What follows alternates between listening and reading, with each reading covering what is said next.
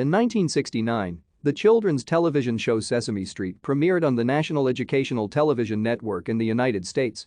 Unlike earlier children's programming, the show's producers used research and over 1,000 studies and experiments to create the show and test its impact on its young viewers' learning.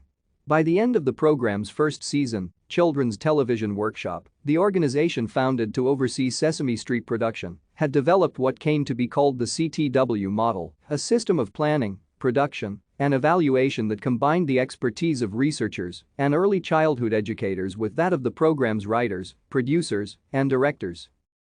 CTW conducted research in two ways: in-house formative research that informed and improved production, and independent summative evaluations conducted by the Educational Testing Service during the show's first 2 seasons to measure the program's educational effectiveness. CTW researchers invented tools to measure young viewers' attention to the program. Thank you for watching. Like and subscribe if you would like to view more of our videos. Have a nice day.